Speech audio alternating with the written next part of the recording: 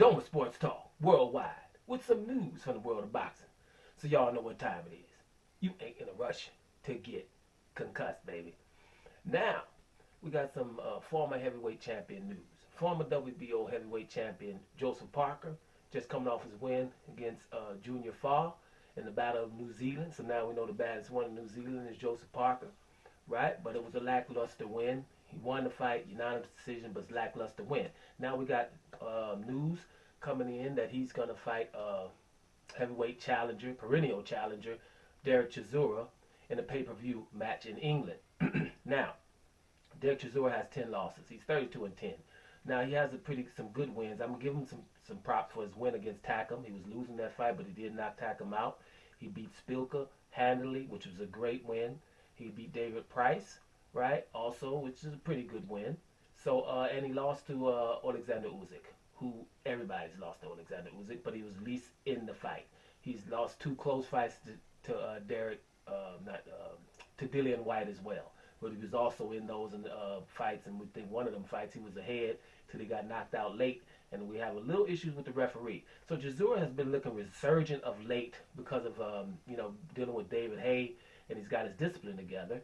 But here's the issue: this should not be a pay-per-view fight in England. I mean, even in England, it shouldn't be a pay-per-view fight. I don't think Dereck Chisora should, with 32-10, should be in any more pay-per-view fights. He's been in with Dillian White pay-per-view.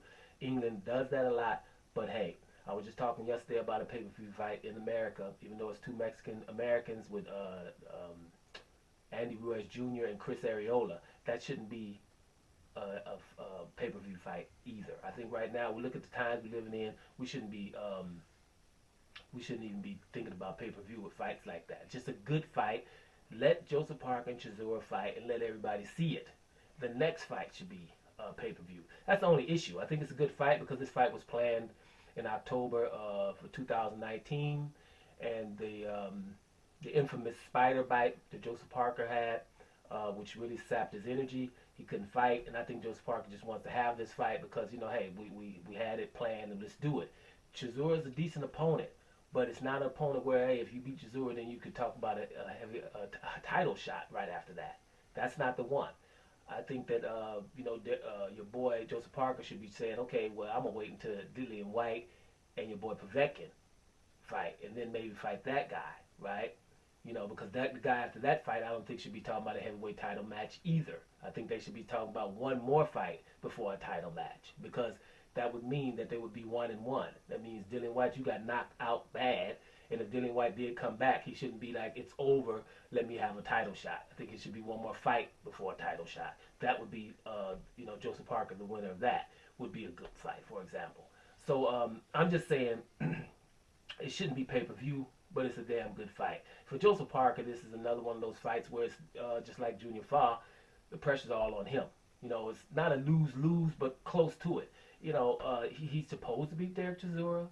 Dereck Chisora is renowned for, getting ugly, making the fight get ugly. He's going to keep throwing punches and keep coming forward. He's looked good of late, but Joseph Parker, would have to beat this guy, probably even convincingly, before someone is really saying, hey, Joseph Parker's back.